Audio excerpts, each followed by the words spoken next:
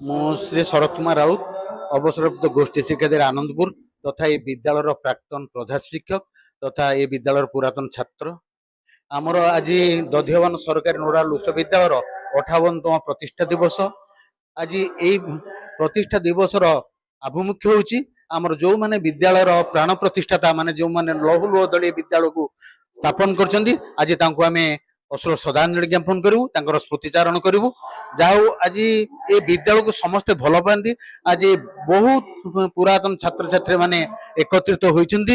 ଇଏ ଗୋଟେ ମହାମିଳନର ପର୍ବ ଏବଂ ଅତୀତର ସ୍ମୃତିକୁ ଚାରଣ କରିବାର ହେଉଛି ଆଭିମୁଖ୍ୟ ଏବଂ ଏ ବିଦ୍ୟାଳୟ ଏକ ସଫଳ ଏବଂ ଆଦର୍ଶ ବିଦ୍ୟାଳୟ। ଏ ବିଦ୍ୟାଳୟ ତାର ସୌଭାଗ୍ୟର ଉଚ୍ଚତମ ଶିଖରରେ ପହଞ୍ଚିଛି ଏବଂ ଜଗତରନାଥ ଜଗନ୍ନାଥଙ୍କ ନିକଟରେ ବିନମ୍ର ପ୍ରଣତି କରୁଛି ଏ ବିଦ୍ୟାଳୟ କେମିତି ତାର ସୌଭାଗ୍ୟର ଉଚ୍ଚତମ ଆମର ପତାକା ଉତ୍ତୋଳନ କରାହେଲା ଏବଂ ଦ୍ୱିତୀୟରେ ହେଲା ଆମର ଯୋଉ ମହାପୁରୁଷ ମାନଙ୍କର ପ୍ରତିମୂର୍ତ୍ତିରେ ଆମର ମାଲ୍ୟାର୍ପଣ କରାହେଲା ଏବଂ ତା ସହିତ ଏଇ ଯୋଉ ବିଦ୍ୟାଳୟର ପ୍ରାଣ ପ୍ରତିଷ୍ଠା ମାନଙ୍କର ଯୋଉ ରହିଛି ପ୍ରତିମୂର୍ତ୍ତି ତ ନାହିଁ, ତାଙ୍କର ନାମ ପ୍ରସ୍ତର ଅଛି ଭିତ୍ତିପ୍ରସ୍ତର ଏବଂ ସେଗୁଡାରେ ଆଜି ଆମର ଧୂପ ଦୀପ ନୈବେଦ୍ୟ ଅର୍ପଣ କରାହେଲା ଏବଂ ମୁଁ ଯୋଉ ବିଦ୍ୟାଳୟ ବା ଯୋଉ ଅନୁଷ୍ଠାନ ଯୋଉଠି ଦୁର୍ନୀତି ଥାଏ ତାର ବିଲ ସାଧନ ହୁଏ, ଯୋଉଠି ଦୁର୍ନୀତି ନଥାଏ ସେ ତାର ସୌଭାଗ୍ୟର ଉଚ୍ଚତମ ସୋପାନରେ ପହଞ୍ଚେ।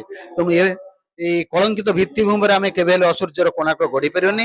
ତେଣୁ ଏ ବିଦ୍ୟାଳୟ ଏକ ସର୍ବଶ୍ରେଷ୍ଠ ବିଦ୍ୟାଳୟ, ଏ ତାର ସଫଳତାର ଶିଖର ଛୁଇଁଛି। ମୁଁ ଜଗତରନାଥ ଜଗନ୍ନାଥଙ୍କ ନିକଟରେ ବିନମ୍ର ପ୍ରଣତି ଜଣାଉଛି ଏ ବିଦ୍ୟାଳୟ ତାର ସୌଭାଗ୍ୟର ଉଚ୍ଚତମ ସୋପାନ। ମୋ ନାଁ ସୁଜାତା ସୁତାର। ମୁଁ ଏଇ ଦଧିବାବନ ନୋଡାଲ ଉଚ୍ଚ ବିଦ୍ୟାଳୟର ପ୍ରଧାନ ଶିକ୍ଷୟିତ୍ରୀ। ଆଜି এই ବିଦ୍ୟାଳୟର ପ୍ରତିଷ୍ଠା ଦିବସ। ସମସ୍ତ ଆଲୁମିନି ଏସଏମସି ମେମ୍ବର୍ସ ଆମର ବିଦ୍ୟାଳୟର ଶିକ୍ଷକ ଶିକ୍ଷୟିତ୍ରୀ ଛାତ୍ରଛାତ୍ରୀ ସମସ୍ତଙ୍କ ମେଳରେ ଆଜି এই ବିଦ୍ୟାଳୟର ପ୍ରତିଷ୍ଠା ଦିବସ ପାଳନ ହେଉଛି। ମୁଁ ଏଠି ପୁରାତନ ଛାତ୍ର। ଏ ବିଦ୍ୟାଳୟର ଆମର 2023 ମସିହାରେ ସୁବର୍ଣ୍ଣ ଜୟନ୍ତୀ ମହାସମାରୋହରେ ପାଳନ ସରିଛି। ଆଉ ପ୍ରତିବର୍ଷ ଏଇ ଜୁଲାଇ 17 ତାରିଖ ଆମେ ପ୍ରତିଷ୍ଠା ଦିବସ ମହାସମାରୋହରେ ପାଳନ କରୁଛୁ। ଏଥିରେ ଆମର ସ୍କୁଲର ସମସ୍ତ ଶିକ୍ଷକବୃନ୍ଦ, ଛାତ୍ରଛାତ୍ରୀ, ବିଦ୍ୟାଳୟ କମିଟି ଏବଂ ପୁରାତନ ଛାତ୍ର ସମସ୍ତେ ତଥା ଯିଏ ଏଥିରୁ ବିଦାୟ ନେଲେଣି ଅବସର ନେଇଥିବା ପ୍ରଧାନ ଶିକ୍ଷକ ଅନ୍ୟାନ୍ୟ ଶିକ୍ଷକମାନେ ଆସି ଉପସ୍ଥିତ ହେଉଛନ୍ତି। ମହାସମାରୋହ ଚାଲିଛି ଆଉ।